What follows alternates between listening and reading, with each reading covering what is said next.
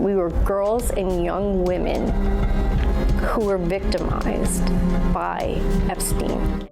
It already happened. The reaction was caught. The clip spread.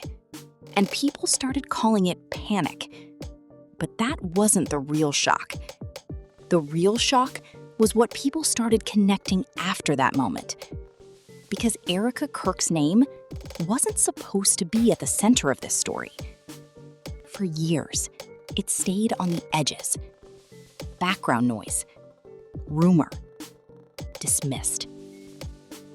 Then Ellen DeGeneres got pulled back into the conversation, and suddenly everything moved. Fast. Old clips resurfaced. Old names resurfaced. Old questions came back. And this is where things turned.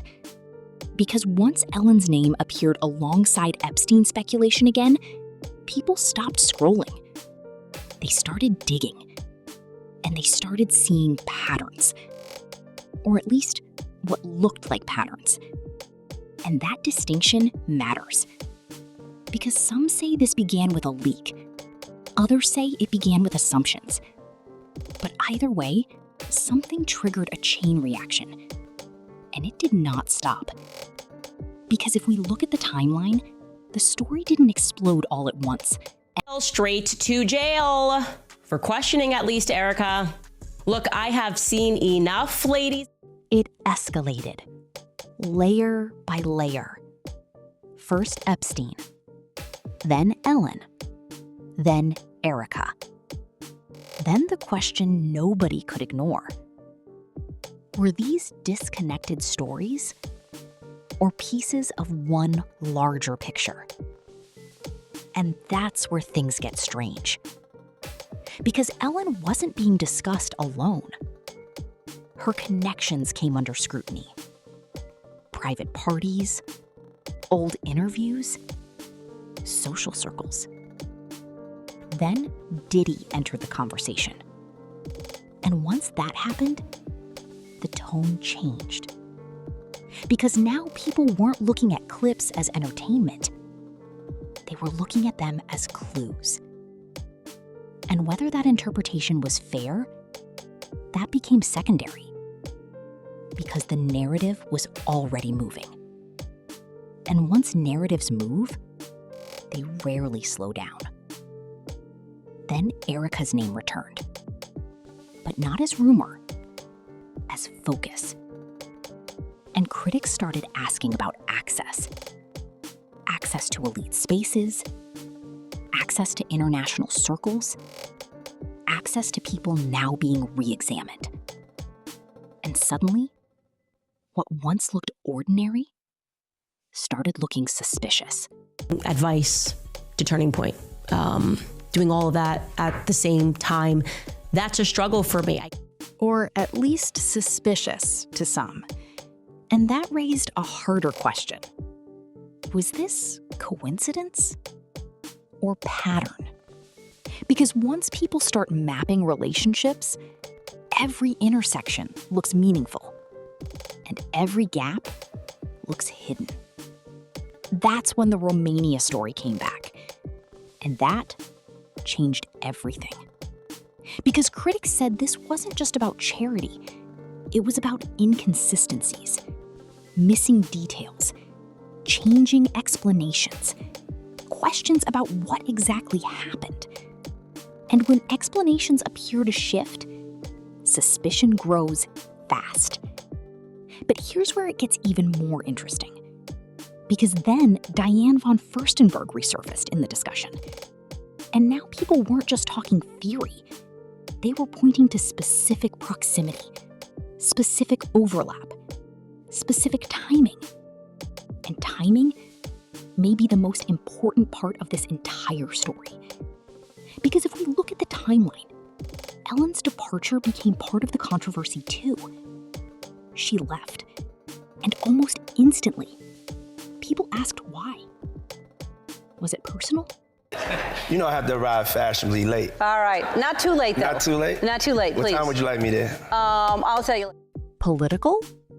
Or something else? Some believe this wasn't a coincidence. Others say there's no basis for that.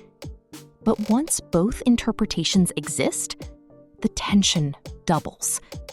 And that's when Erika's so-called panic moment became central. Because now people were re-watching that reaction through everything else. Ellen, Romania, elite circles, resurfaced names, timing.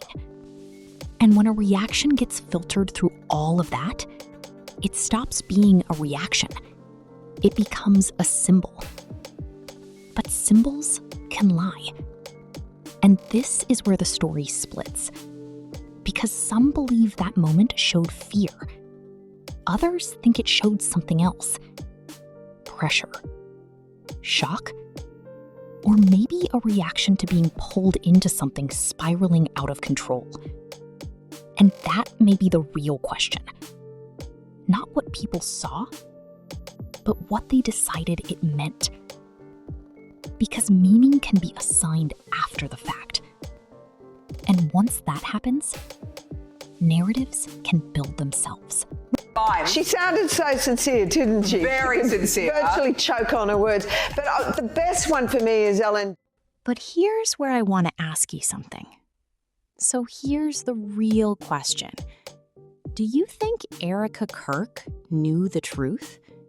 Or was she caught in something much bigger than herself? Let me know what you think in the comments. And if you're into deep analysis like this, that you won't find in mainstream media, subscribe to Spotly. Because what happened next made the whole story even harder to ignore. A judge was reportedly said to have mentioned Erika's name. Disputed, unclear, but powerful enough to drive speculation into overdrive. Because once people think official systems may be circling, every rumor feels more credible. Every silence feels louder. Every missing detail feels deliberate. And then another layer appeared. The people around Ellen. Stephen Twitch Boss became part of speculation online. Again, nothing confirmed darker claims. That matters. But the questions alone changed how some audiences interpreted everything.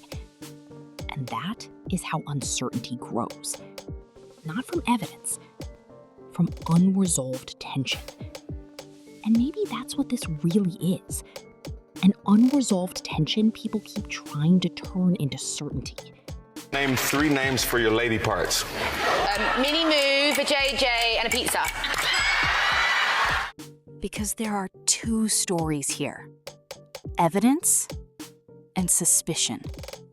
And they are not the same story. But online, they merge.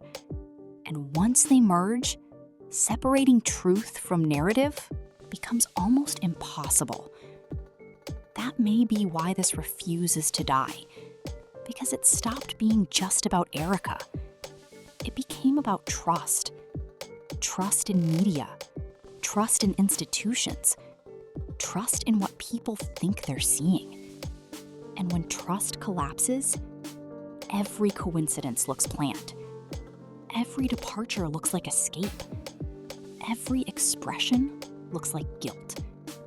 Even when reality may be much more complicated. And that brings us back to the beginning. That moment. That reaction. The one people called panic. What if that wasn't the reveal?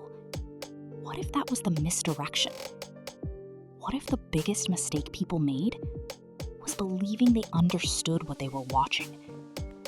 Because if the panic theory was built backward, if the meaning came after the reaction, then the entire foundation of this story may be shakier than people think. Everything in my life is perfect for this opportunity. I'm at a great point, just career-wise, to be able to take on this. And that changes everything. Because maybe the real mystery isn't what happened on some hidden island. Maybe the real mystery is how millions became convinced they saw guilt when they may have been watching something else entirely. And if that possibility is real, then the most unsettling question isn't what Erika Kirk is hiding. It's whether the story everyone believes was built on interpretation from the start.